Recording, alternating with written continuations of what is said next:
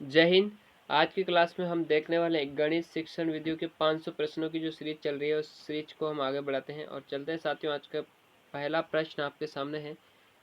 पहला प्रश्न है कि क्षेत्र मिति की इकाई पर आधारित पाठ्य योजना में शामिल एक अनुदेशनात्मक उद्देश्य इस प्रकार था। शिक्षार्थी गणित के अनुप्रयोग को समझ सकेंगे। यह अनुदेशनात्मक उद्देश्य जो है उचित है।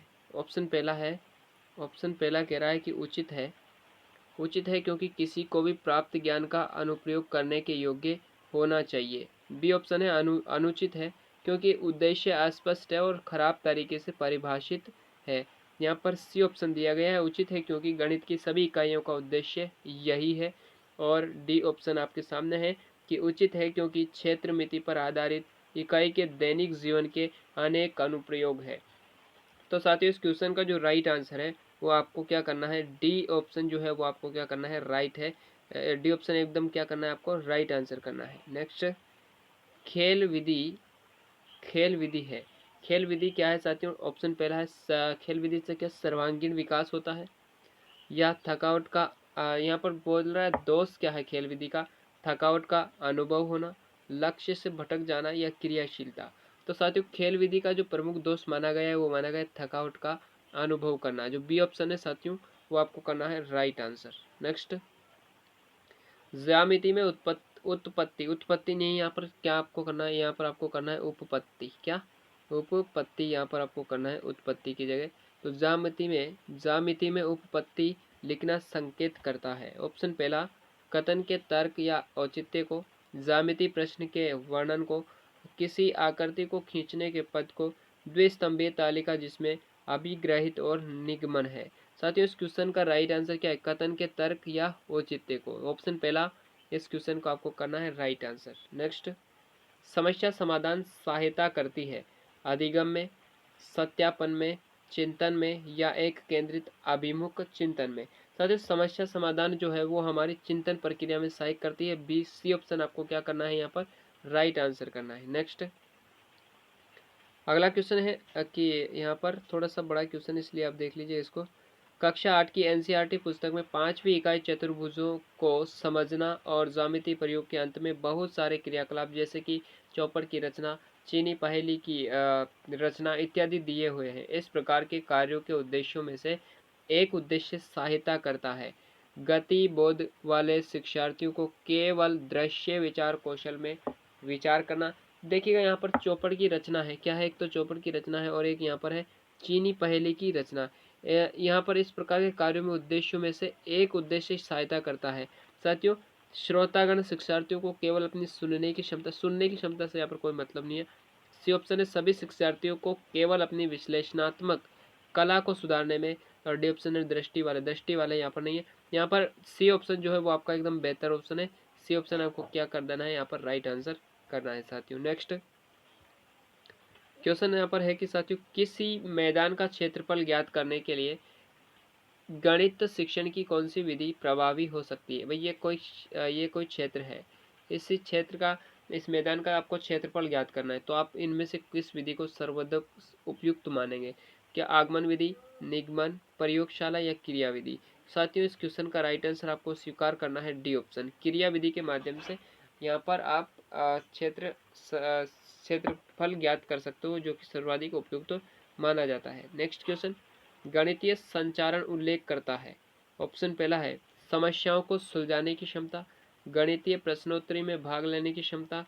सी ऑप्शन है कि गणितीय विचारों को समाहित और संग्रहित करने की क्षमता। और डी ऑप्शन उपरोक्त सभी। तो साथियों इस क्वेश्चन का जो राइट आंसर है वो आपको सी ऑप्शन के रूप में स्वीकार करना है। गणितीय विचारों को समाहित और संग्रहित करने की क्षमता जो है वो गणितीय संचारण उल्लेख करता है। नेक्स्ट अगला क्वेश्चन यहाँ पर है कि साथियों एक संख्या का दशमलव निरूपण समझने के लिए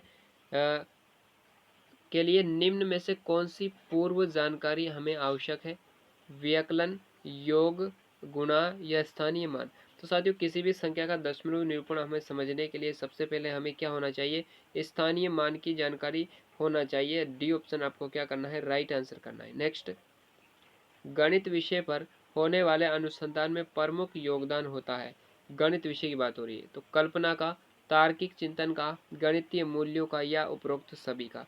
तो गणित विषय में अनुसंधान की बात हो रही है, तो साथियों इसके लिए सबसे जो उपयुक्त रहेगा वो रहेगा तार्किक चिंतन का। बी ऑप्शन क्या हो जाएगा आपका राइट आंसर हो जाएगा। नेक्स्ट देखते चलिएगा, अगला क्वेश्चन यहाँ पर है साथियों,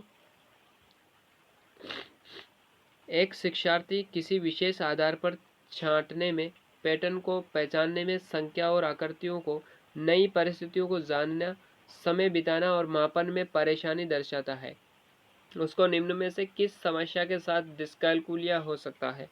ऑप्शन पहला यहाँ पर है मास प्रयोग, यहाँ पर मास नहीं है साथियों, यहाँ पर आपको देखना है माश प्रयोग, क्या माश प्रयोग, दृश्य स्मरण, दृश्य गत्यात्मक संबंध, या दृश्य स्थानिक संबंध। तो देखिएगा यहाँ पर पैटर्न को वो पहचान नहीं पा रहा है, पैटर्न में अक्षमता महसूस कर रहा है, किसमें, एक तो पैटर्न की बात हो रही है, ठीक है, पैटर्न को पहचानने में, और संख्या और आकृतियों को, नई परिस्थितियों को जानना, समय बिताना और मापन करना। तो साथियों ये क्या है, दृश्य और स्थानिक कौशल है। तो डी ऑप्शन क्या करना है, राइट आंसर करना है। नेक्स्ट, गणित में प्रदर्श उल्लेख नहीं करता, संख्या श्रेणी को ज्यामिति के रूप में व्यक्त करना, दो चरों के मध्य संबंध को समीकरण में व्यक्त करना, और सी ऑप्शन दिए गए आंकड़ों को आलेख द्वारा व्यक्त करना, और डी ऑप्शन इनमें से कोई नहीं। तो साथियों गणित में प्रदर्श उल्लेख नहीं करता वो है साथियों आपका क्या, यहाँ पर संख्या श्रेणी को ज्यामिति के रूप में प्रदर्श व्यक्त करना। तो ऑप्शन पहला आपको क्या करना है, स्वीकार करना है आंसर के रूप में। नेक्स्ट, संख्याओं के संदर्भ में प्राथमिक कक्षा के बच्चे, अर्थात वे बच्चे जिनकी आयु वर्ग जो है वो आयु वर्ग क्या है 8 से 9 वर्ष है, निम्नलिखित में से किस समूह में प्रवीण है। 8 से 9 वर्ष के बच्चों की बात हो रही है। तो वर्गीकरण, प्रतिवर्त्या, अनुपातिक विवेचन। ऑप्शन बी है पंक्तिबद्धता, प्रतिवर्तिता, अनुपातिक विवेचन। सी ऑप्शन है पंक्तिबद्धता, वर्गीकरण और प्रतिवर्त्यता विवेचन, और डी ऑप्शन है पंक्तिबद्धता, वर्गीकरण और प्रतिवर्त्यता। तो साथियों 8-9 वर्ष का बच्चा जो है वो यहाँ पर डी ऑप्शन आपको क्या करना है, राइट करना है, पंक्तिबद्धता, वर्गीकरण और प्रतिवर्त्यता। यानी कि प्रतिवर्त्यता का मतलब है बच्चा आरोही और अवरोही क्रम में किसी भी संख्या को क्या कर सकता है, जमा सकता है। नेक्स्ट क्वेश्चन देखिएगा कि ज्यामिति में उपपत्ति लिखना संकेत करता है, किसी आकृति के खींचने के पद को, कथन के तर्क या औचित्य का, ज्यामिति प्रश्न के वर्णन का, या डी ऑप्शन है उपरोक्त सभी। तो साथियों इस क्वेश्चन का जो राइट आंसर है वो है कथन के तर्क या औचित्य का। बी ऑप्शन आपको क्या करना है, राइट आंसर करना है। नेक्स्ट देखिएगा, गणित की परियोजनाओं के बारे में निम्न कथनों में से कौन सही नहीं है, कौन सही नहीं है, बोल रहा है सही नहीं है, सही नहीं है बोल रहा है। तो वह गणित में अंक प्राप्त करना आसान सिखाता है, क्या गणित की परियोजनाएं बनाने से क्या हमारे अंक अधिक आते हैं क्या। बी ऑप्शन कहता है कि वह समस्या समाधान कौशल को बढ़ाते हैं, वे अन्वेषण कौशल को प्रोत्साहित करते हैं, या डी ऑप्शन कहता है कि वे अंतर विषय संबंधों से अंतर विषय अनुबंधों से संबंधित है। साथियों इस क्वेश्चन का जो राइट आंसर आपको देखना है वो है वे गणित में अंक प्राप्त करना आसान करते हैं। बिल्कुल नहीं, अगर क्या आप गणित की परियोजनाएं बना रहे हो, अगर उस पर आपने कोई अध्ययन नहीं किया, अगर आप पढ़े नहीं, तो क्या गणित की परियोजनाएं बनाने से हमारे अंक अधिक थोड़े आ जाते हैं। तो ऑप्शन पहला क्या हो जाएगा, राइट आंसर हो जाएगा। नेक्स्ट देखिएगा, योग और आकलन पर आधारित शब्दों में दिए गए सवालों को हल करने की विद्यार्थियों की क्षमता का आकलन करने के लिए आकलन के शीर्षक है। किस पर यहाँ पर आकलन करना है, योग और आकलन पर आधारित शब्दों दिए गए सवालों को हल करने की हमें क्या करना है, विद्यार्थियों की दक्षता का आकलन करना है। तो इसके लिए हमें कौन सा शीर्षक देना होगा, सवाल की पहचान, क्या सवाल की पहचान, सही संक्रियाएं निष्पादित करना। बी ऑप्शन कहता है कि गलत, आंशिक रूप से सही, पूर्णतः सही। सी ऑप्शन कहता है सवाल का बोधन हो और निष्पादित की जाने वाली संक्रिया हो। डी ऑप्शन कहता है कि सवाल का बोधन हो और सही जवाब लिखना। तो साथियों इस क्वेश्चन का जो राइट आंसर है वो क्या हो जाएगा, सवाल का बोधन करना और निष्पादित की जाने वाली संक्रिया इसका सही आंसर हो जाएगा। नेक्स्ट, प्रथम भारतीय गणितज्ञ कौन है। प्रथम भारतीय गणितज्ञ की बात हो रही है, तो आर्यभट्ट है, नारायण पंडित है, महावीर है, या श्रीधर है। तो साथियों प्रथम भारतीय जो गणितज्ञ माने जाते हैं वो माने जाते हैं आपके आर्यभट्ट प्रथम। ऑप्शन पहला क्या हो जाएगा, आपको आंसर के रूप में स्वीकार करना है श्री आर्यभट्ट। नेक्स्ट क्वेश्चन, गणित विषय में होने वाली संक्रियाएं, गणना एवं सिद्धांतों का अध्ययन यथार्थ में किस प्रकार की संक्रियाएं हैं। तो गणित से संबंधित तो मानसिक होगी, क्या होगी, सी ऑप्शन क्या करना है, राइट आंसर करना है। नेक्स्ट देखिएगा कि गणित शिक्षण में मूल्यांकन शिक्षण का एक अभिन्न अंग है, क्योंकि इसके द्वारा विद्यार्थी अनुशासित रहते हैं, शिक्षक का बालकों पर प्रभाव बना रहता है। सी ऑप्शन कहता है कि शिक्षक के शिक्षण की असफलता का शिक्षण की जो सफलता है उसका पता चलता है। या डी ऑप्शन कहता है उपरोक्त सभी। साथियों, इस क्वेश्चन का जो राइट आंसर होगा वो होगा आपका शिक्षक के शिक्षण की सफलता का हमें क्या चलता है, पता चलता है। सी ऑप्शन आपको करना है यहाँ पर right answer. Next question,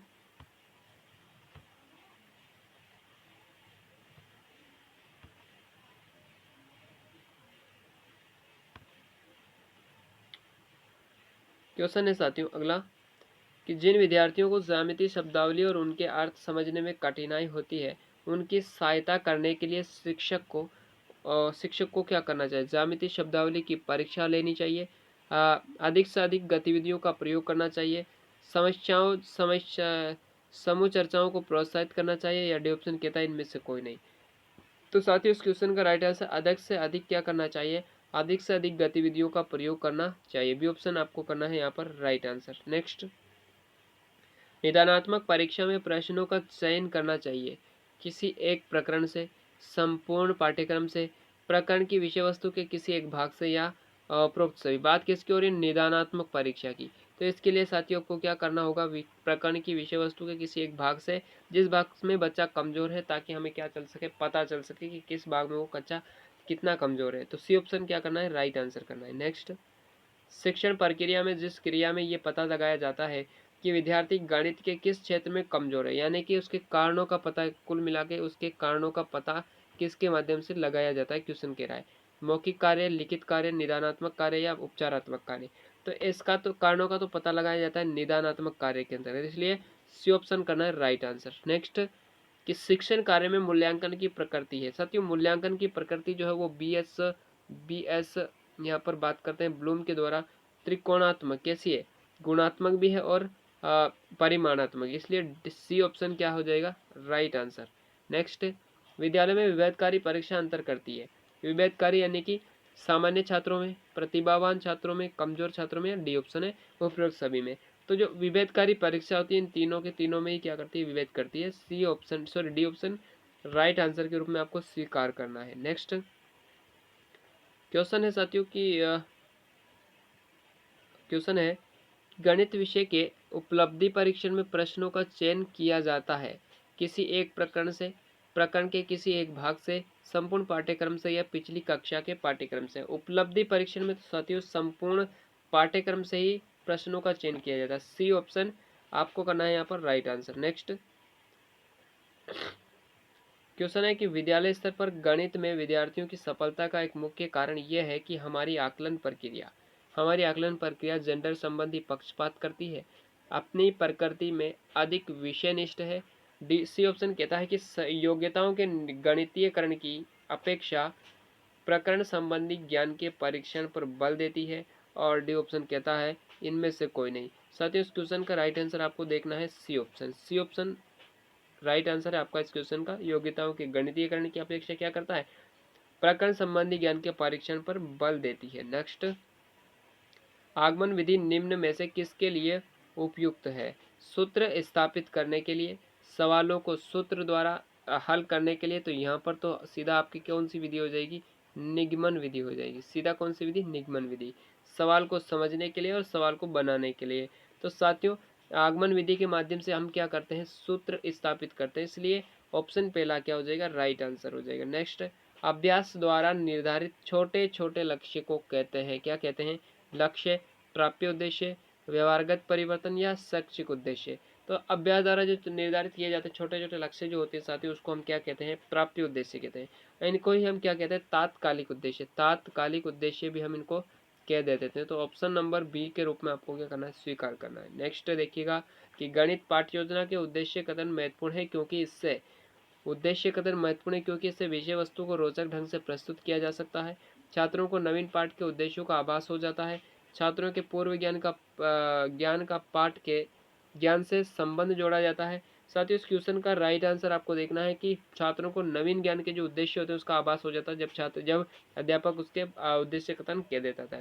next देखिएगा, पाठ्य योजना का मुख्य भाग होता है प्रस्तुतिकरण, पूर्व ज्ञान, विशिष्ट उद्देश्य या सामान्य उद्देश्य। तो पाठ्य योजना का जो मुख्य भाग होता है साथियों वो होता है क्या, प्रस्तुतिकरण। ठीक है, क्या होता है, प्रस्तुतिकरण। ऑप्शन पहला हो जाएगा राइट आंसर। नेक्स्ट, गणित में भाषा है जिससे परमेश्वर से संपूर्ण जगत ब्रह्मांड को लेकर संपूर्ण गणित में भाषा है जिससे परमेश्वर ने संपूर्ण जगत ब्रह्मांड को, यहाँ पर क्या देखना है आपको, लिख दिया है। क्या कर दिया है, लिख दिया है। ये कथन किसका है, तो ऐसा जो कथन कहा था वो गैलीलियो सर ने कहा था। ऑप्शन पहला इस क्वेश्चन का आपको क्या करना है, राइट आंसर करना है। साथियों, ये थी आज की क्लास। आशा करता हूँ ये क्लास आपको पसंद आई होगी। मिलते हैं साथियों नेक्स्ट क्लास में। आज के लिए इतना ही। अगर वीडियो पसंद आए तो लाइक कीजिएगा, शेयर कीजिएगा और अपने सभी दोस्तों के साथ इसको शेयर भी कीजिएगा ताकि मुझे और अधिक मैं और मोटिवेट होकर अच्छी से अच्छी वीडियो ला करने की कोशिश करता हूँ। साथियों, मिलते हैं नेक्स्ट क्लास में। आज के लिए इतना ही। धन्यवाद। जय Hind. Ram Ram. Have nice day.